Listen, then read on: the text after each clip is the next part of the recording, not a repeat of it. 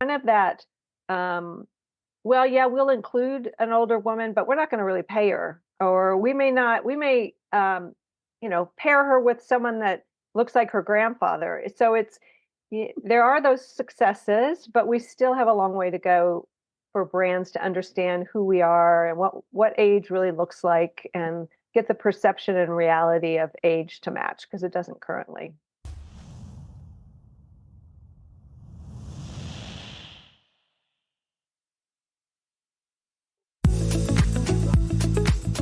Hi, I'm Glennis Woods Mullins, and I love to help women to vibe, to be more vibrant, intuitive, beautiful, and empowered in midlife. So come on, let's vibe.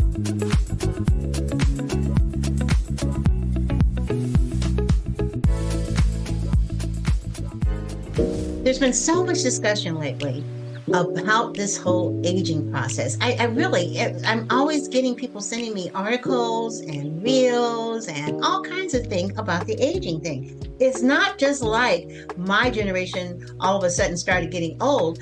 I think it has to do with the numbers. There are so many more people like me than there has ever been before in time. The baby boomers have taken over, and the interesting thing is that we're not going away. But unfortunately, that particular part of, communication, while I'm getting all the information and I know my guests are getting the information, it doesn't seem to be happening as much when it comes to the marketing and advertising arm of, of the advertisers and the people who make the decisions in terms of who hawks their products, basically. Well, I am so excited because I have with me today a woman who is in many ways single-handedly trying to change that. Stephanie Odell, who is the founder of Celebrate the Gray. It's an agency for women over 50, and she represents about 100 of the real models, influencers, and content creators. It's a collective of women who are passionate about changing the visuals and the narratives that women are can be served at any age, that we are still vibrant, still involved, still engaged, believe it or not, after 50. And she represents a wonderful demographic of women who are living lives that are all about what I talk about all the time, vibrant lives, after 50, after 60, after 65. And then we have with us Angela. Angela Bellias. I hope I'm saying that correctly. Okay, and Yes. she's a wife and a mom of an autistic teenager, and she is also a recent gray-haired model. And I invited her on because she is kind of in her encore career and has had some demonstrated success in working as a gray-haired model. And let's just get into it. What's going on, Stephanie? Why do you think Well, all of a sudden people have awakened and say, "Oh, you're old, and maybe that's not so bad"? What's happening? well, thank you first and foremost for having us both here today. And we actually are close to 300 models and Okay. influencers and content creators nationwide. So, and growing. I have, 5 to 10 women a week reach out and say, "I want to be part of what you're doing." So, um, I would say for us, it hasn't been all of a sudden. It's been a 5 year plus journey of getting our name out there, growing, organically growing, Mhm. and really building credibility in the space, the age inclusion space, and really listening to the brands that are working with us to find out what works for them. What is the resource they need? Do they need models? Do they need influencers? Do they need ambassadors? Do they need content? Because I think brands want to represent us more authentically, but it's very hard to find those visuals. It's hard to find us. That's one thing I hear from brands is, where is she? How do I reach her? They think we're on TikTok, they think we're on Instagram, and the data still shows that the 50 plus woman is mostly on Facebook. So there's a lot of misconception and misinformation. So there's a lot of education that we as the consumer need to do for brands to really understand who we are. It's interesting because you're right. The majority of us are on Facebook, but just recently, the last 2 months, literally, I've been on TikTok and I've been surprised. I'm getting thousands of views and people, and I'm slowly getting the followers. I think I'm like just under 1,000 or something like that. But there seems to be an audience for what it is that I'm talking about. Of course, I talk all about wellness for women over 40. But the interesting thing that I found out is that the men who seem to be interested in finding out more about what it means to age gracefully in this particular time of our lives. And I was just wondering, had you ever considered, do you have any male gray haired models as well? Nope. Said no. Nope. I've had men reach out, but I focused on women. It's a space I understand. It's a Hmm. personal journey for myself. Having a 92-year-old mother and a 23-year-old daughter, I see the journey at both sides of the journey. Yes. So I always think, whatever journey you're on, the more personal you can make it, the more authentic and the more it resonates with people. So, Which maybe is someday, but not, not Yeah, which is anytime exactly soon. why I don't work with men in terms of wellness. I don't do men. I'm married to one, that's it. I've got four daughters, two sisters, we're a matriarchal family for the most part, so I'm not, not into that part. But I could see where, because in my opinion, um, you know, the men who are older are not being represented. I mean, I was looking at something the other day with an actor, and I was like, Jesus, he looks like he's 1 foot in the grave. But they had him as an active male adult who was married, whose wife still seemed to be attracted to him, and everything else, and he looked like Methuselah. I'm not gonna say his name, but it was like, whoa. Okay, first initial T, last initial J, middle initial L. Okay. Okay, well, I'm gonna have to work on that one. But Yeah, that's a Angela, puzzle. you had the same kind of experience on the Amazon Prime ad that you did. I even wrote you, and I'm like, who's the guy they paired you with? Yeah, I got a lot of people responding to that too, going, I can't believe that was your husband on the show. I'm like, yeah, well, I'm Well, not part of the casting. I can't make that decision. I just show right. up. Well, I thought that was interesting too. But it's interesting. I know you have a lot of experiences now, Angela, since you've entered into the second career. But what made you decide to enter into the second career? Uh, it was a brave decision on my part because I never thought of myself ever being a model. And I got more and more people coming up to me on the street going, I love your hair. How do you get it like that? Or, I got a lot of compliments on my look. And I thought, maybe, and then I started seeing like, is there modeling opportunities for the 50 plus demographic? And Right. so I just kind of did a search and I found Celebrate the Gray online. And then I reached out on the bottom of the website. There's a way you can enter your information to get a call back or an email back from Stephanie. And I'm so glad I made that first little like decision after I talked to my husband. And he's like, I don't know, that market might be flooded with people. You might not be able to make any money. So I said, well, I never know until I try. So Right. I'm like, let me try. This was, like a year and a half ago, I guess. Wow. And it it's a decision I'm so thankful I made out of a leap of faith. So That's thank you, fantastic. Stephanie. Well, it's so funny Absolutely. because Angela, we had our call, and literally within the next week, I had a request for a hair shoot in LA, and I was reached out to Angela, and she did it, and it just kind of has been successful. You've been successful since then. And the thing I say about Angela is she is open. She's a yes. She says yes. And she does these things to build her resume. Mhm. Yeah. And it may not be a ton of money, but it's experience.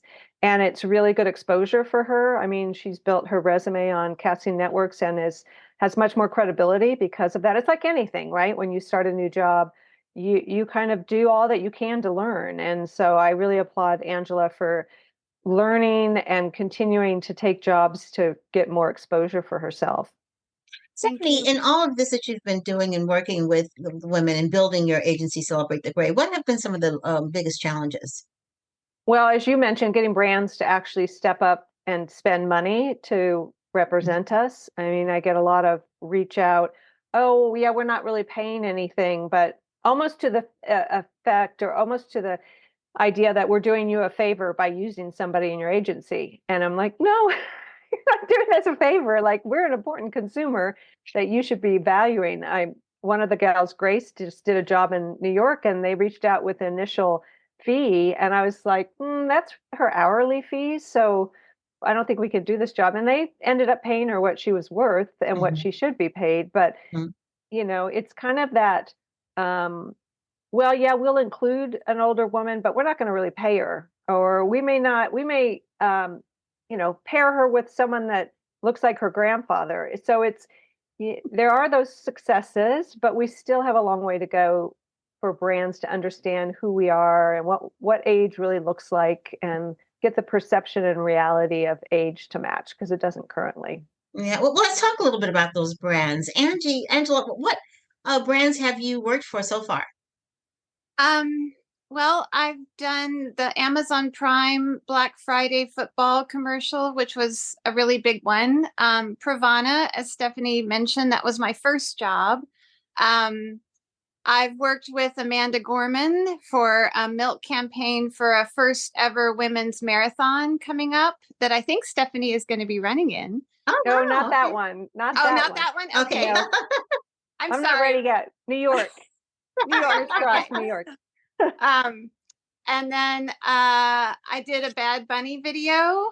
I've done a couple little pop-up ads that are showing up on Facebook and Instagram for Superbeat heart shoes and MeUndies.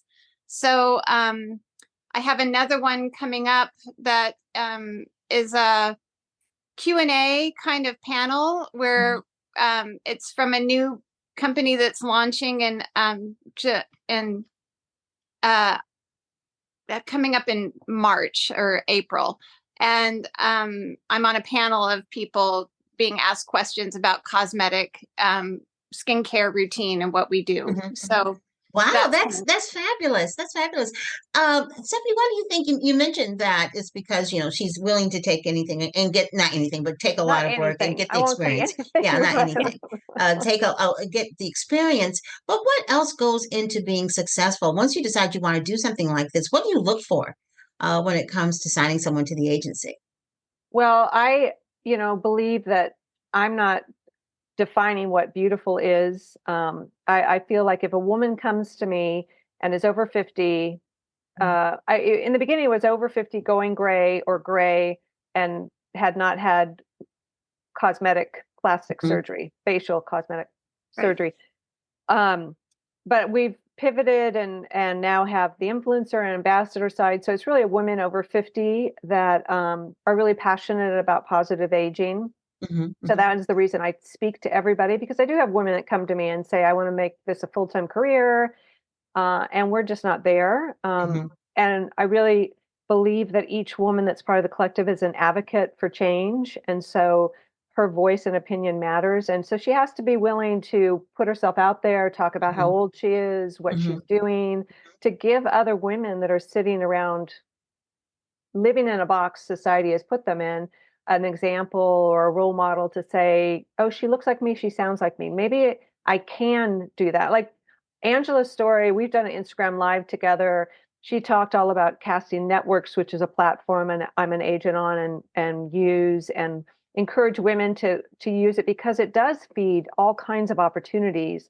And it's kind of getting out of your own way, right? Yes. It's like hearing Angela was frightened to do these things, or it was scary to go drive to the studio lot and find the parking lot and find the right wardrobe and all those things that we all experience. But she did it.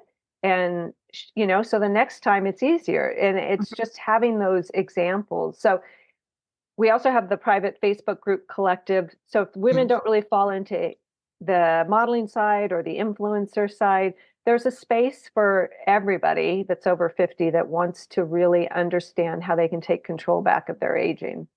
It's really an empowering opportunity for many women because, like, as Angela was saying, she hadn't done anything like this before, but somewhere in the back of their mind of something that she, kind of maybe always wanted to do, but just didn't actually do it. And it seems to me that by doing it, you begin to feel more empowered. What are other ways, in both of your opinions, that women can begin to feel more empowered as they age? What should they be doing to feel more empowered? Angela, we'll start with you. Well, I'm going to say yes to more opportunities that come your way. Don't feel like just because of your age or your silver hair or the wrinkles on your face that you can't do something necessarily. I say if an opportunity arises, please give it a try, and don't let your own preconceived ideas or stereotypes about aging hold you back. So Mm-hmm. for instance, I over the pandemic wanted to find my happy again, and I started roller skating. I haven't roller skated since I was a teenager and in my 20s, but after 30 years of not lacing up, I decided to try it, and it immediately all came back to me like riding a bike. Right. And I fell in love with it, and it is my new passion and my favorite way to exercise, honestly.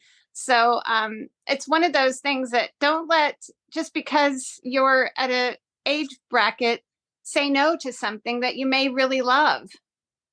You know, Yeah. it's interesting because you bring up an important point. Many times, the whole ageism thing and that you hear everybody talking about sometimes really starts with us in terms of how we perceive ourselves. I hear so many women say, "Oh no, I can't do that. I'm too old," or "Oh no, why would I do that?" or "That doesn't look right because she's too old." And you know, sometimes I feel like we have to change our narrative, change our mindset in terms of how we view ourselves. Sometimes, you know how they say that you can sometimes be your own worst critic. Well, take that a step further. Sometimes women in this age bracket can be their own worst critic because of expectations or limitations that, you know, we set on ourselves based upon, of course, indoctrination and the things we've heard over the years. But even though we are our mother's child, we are not our mother. There's a big difference between our parents who might have been raised in the 30s and 40s and us that were raised in the 60s and 70s.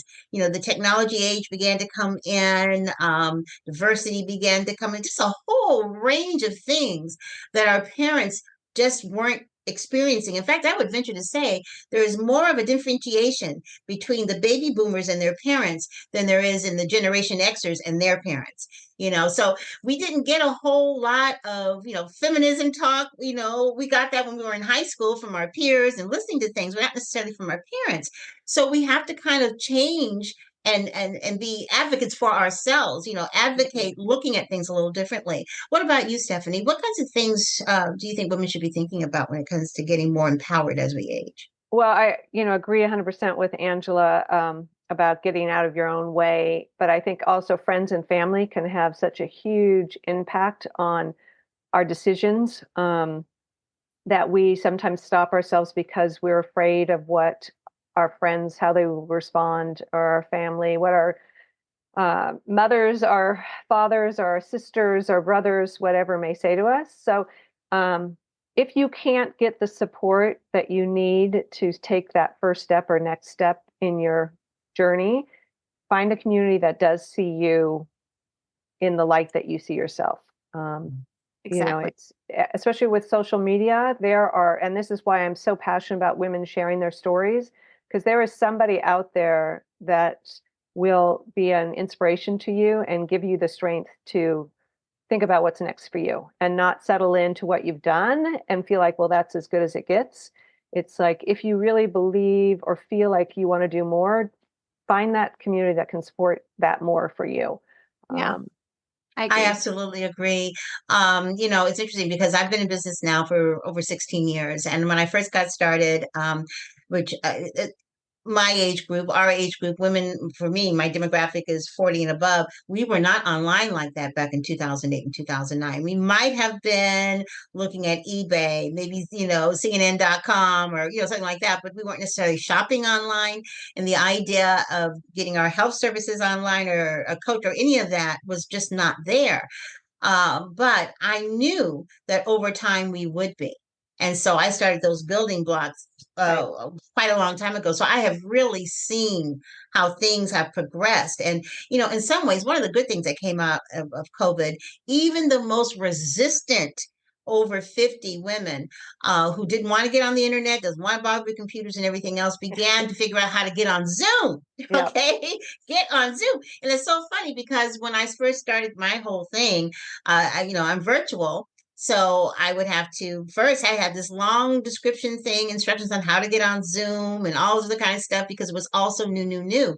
So I'm looking at this now and I'm like, wow, I'm so glad that we're catching up. And I wanted to talk a little bit about women and technology and how that plays into your business. Do you find that you use a lot of technology in your business? And then how are women responding to that, since that might be a part of your business?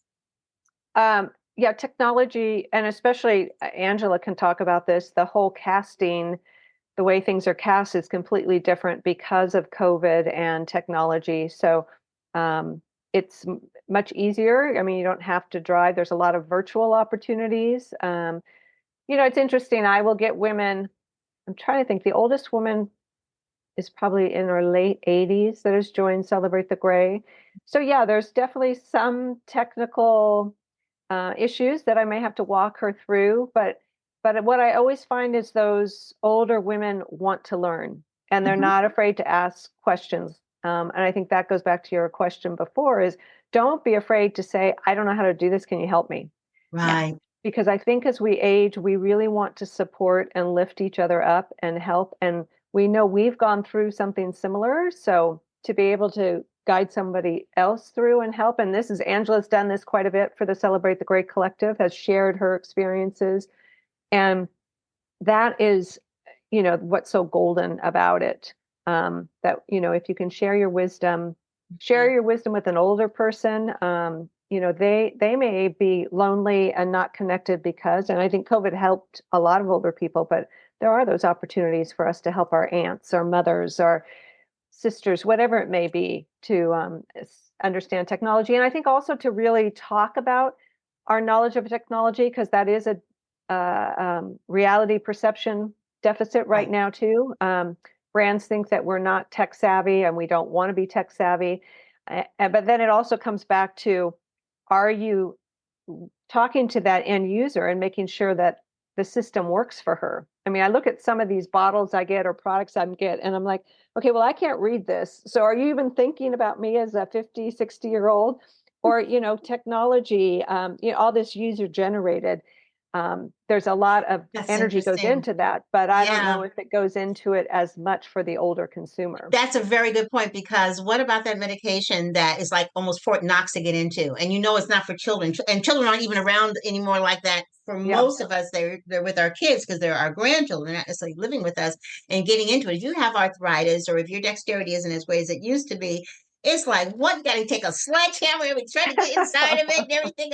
It's crazy. So you're right. There's still some things that need to be looked at in terms of enhancing the consumer experience if they want to do business for us. But I guess the first step is just to get them aware that we're even out here Yeah. and want to be Yeah. included. And why are visuals and narratives important when it comes to our aging journey, Stephanie?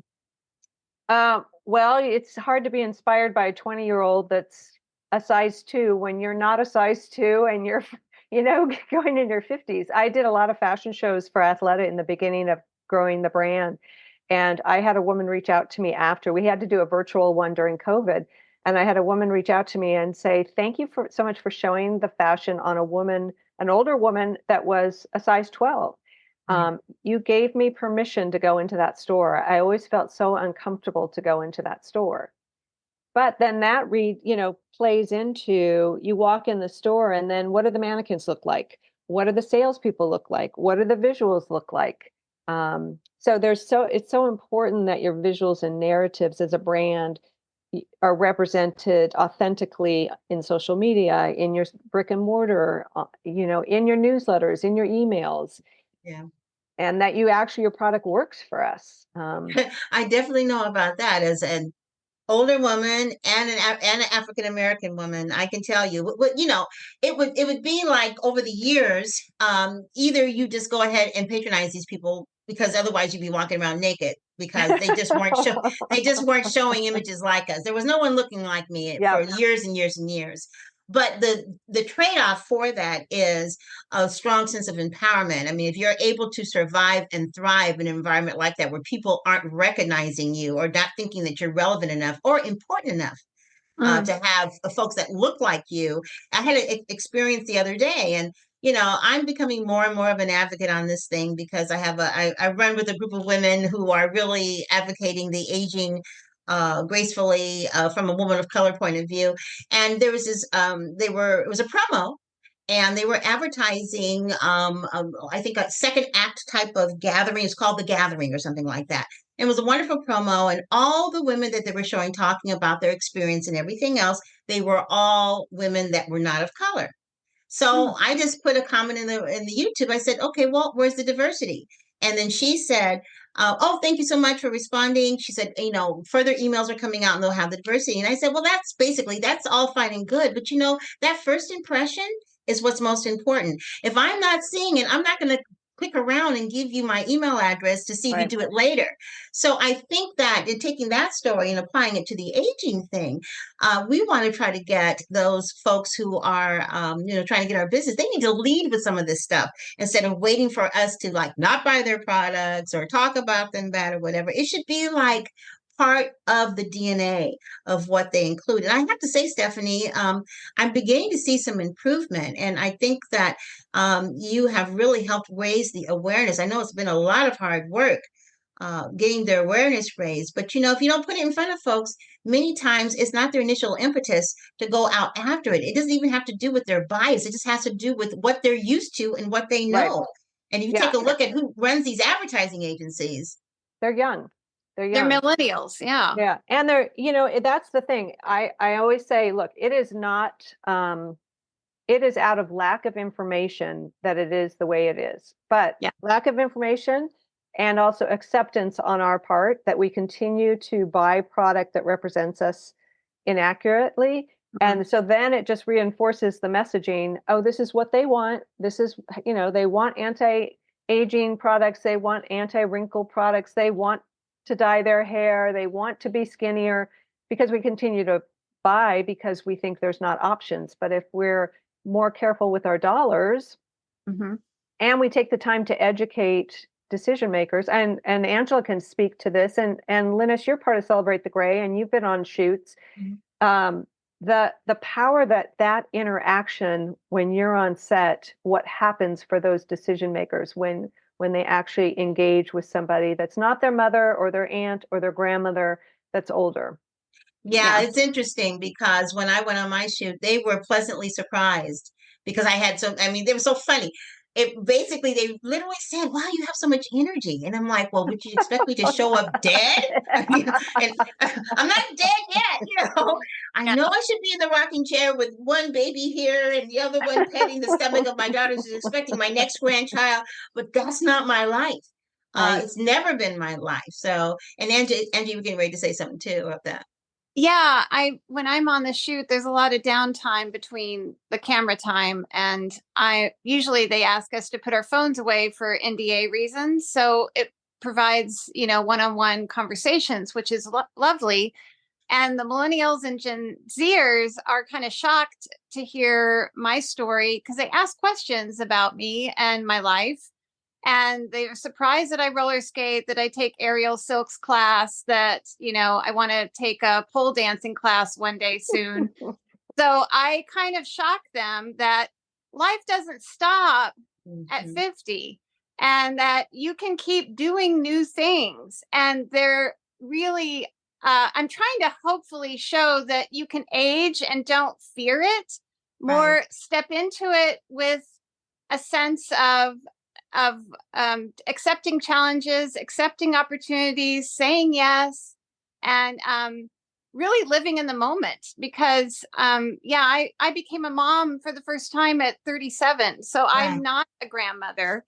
I could be, and I play them on TV, but I'm authentically a real mom of a teenager who, this is a supplemental income to help her with her college fund. Right. So That is such a good point. And there's something else that you brought up that kind of reminds me. While the millennials might have some of their biases, baby boomers have their biases too.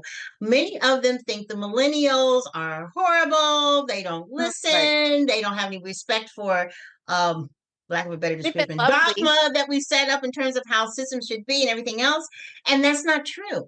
I work with a lot of millennials because it's my business. A lot of them, I've had an increase of women following me between the ages of 35 and 40, 30, 35 and 40. All that demographic is going up because they want to know, how can I, survive this craziness that's going on right now and end up being like you? What do I need to be doing right now, to take better care of myself?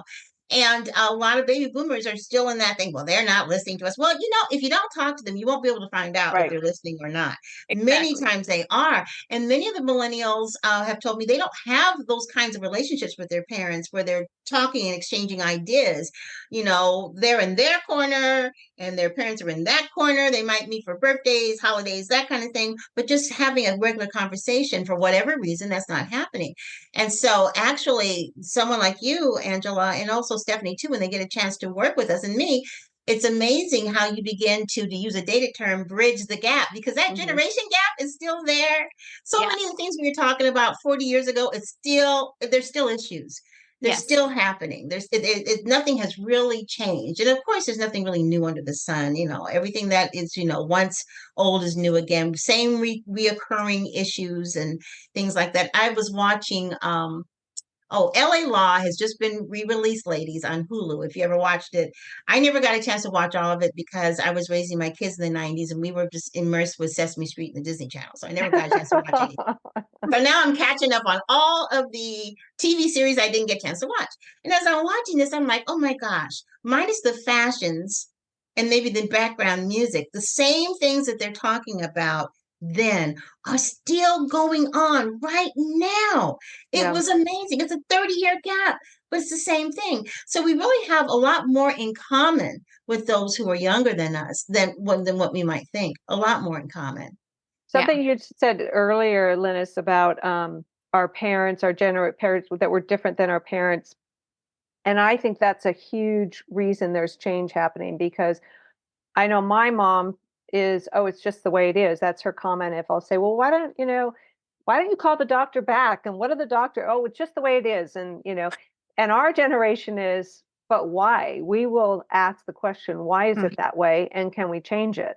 So that is why change is happening, because we're stepping up and saying, I don't like this. I don't like feeling invisible. And how do we change it? And we don't disappear. We're still here. I know, we're not going away until it is time to go away. But while we're here, and I'm so excited, and I feel really good about what's happening because I feel like, quite frankly, I was a small little impetus part of that. In my background are many, many firsts. In terms of the things that I've done online that, women weren't doing, or African-American women weren't doing. And so it really feels good to see all my sisters out here doing stuff and really rewriting the playbook in terms of what it is to age. I have to say one more thing about the word anti-aging. And I just want to know, what's your opinion on that? What's your word? What is it about anti-aging that you support or don't support, Stephanie? Well, I don't support it. I mean, I don't want to fight aging. I want to celebrate the wisdom and experience I have had over the years. And I want to learn what wisdom and experience others have. And really, that's celebrate the gray. It's gray hair, yes, but it's really the gray of aging, that it's this time of celebration. We've done amazing things in the world. We've brought human life into the world. And now we want to evolve into the next phase of our life. And I really, by saying anti-aging, we're saying we don't want to age. I used to be so fearful of aging. Oh my God, I remember when I was little, I'd shake it out of my head. I don't even want to think about it. I don't want to think about dying. And I just am really settled into who I am and really celebrate what I've done to get myself to this point. And I think a lot of women sometimes will talk about the things they haven't done or the experience they don't have or but they don't focus on all the amazing things they've done.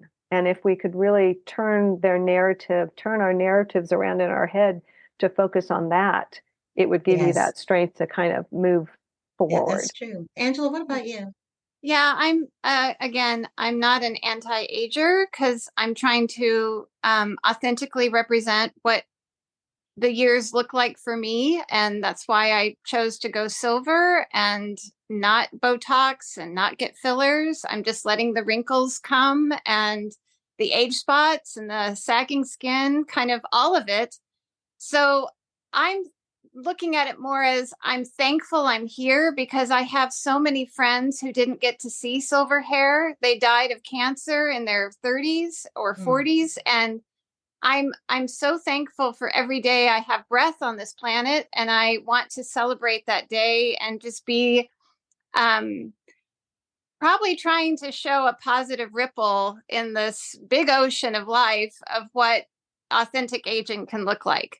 I don't fault people who want to do the Botox because if that's their choice, it's everybody's personal choice. So again, I'm going to say that those that choose that's their choice. And I celebrate them.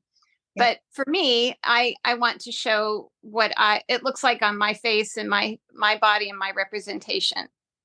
I'm with you, sister. And I'll tell you something else too. When I hear the word anti-aging, that just means, okay, so what's the opposite of that? If you're not for aging and if you're against anti-aging, does that mean you're against living? Because if you're not aging, then you're dead. So we're venturing buttoning and we don't do that. So I don't know. Unless you have been like Ponce de Leon and found the fountain of youth, we're going to age. And there's all kinds of things you can do to it. But to be anti-aging means to me that you're anti-living because there's no way.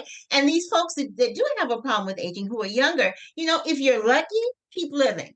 And we'll see later on if you're feeling the same way about older people, because you're not going to necessarily go away in the dark and slither under a door and stay in a rocking chair in a corner and hold a bunch of grandbabies. You're not going to want to do that. You're going to want to continue to live and celebrate who you are, just like Stephanie Odell of Celebrate the Gray and Angela also of Celebrate the Gray are doing right now. Thank you so much for being on the V.I.B.E Living Podcast. It's been wonderful having you here today. Thank you for having us. You're welcome. And thank you to all of you who are listening. I know you could be listening to so many different podcasts. There's 50 million out there, literally. And I thank you for placing me in the upper 10% of the Apple Podcast and keep listening. Please like, share, and subscribe to this podcast. Make sure that you're talking about it, letting people know what's happening when it comes to women over 40, and specifically women who have chosen to age gracefully and to vibe, to be more vibrant, intuitive, beautiful, and empowered in midlife. Thanks so much for listening. Have a fantastic day. And don't forget to vibe. Bye-bye, everybody. Thank you. Thanks for listening to the V.I.B.E Living Podcast. And don't forget to subscribe, like, and comment, and share this podcast. Have a fantastic day, and don't forget to vibe. Bye-bye, everybody.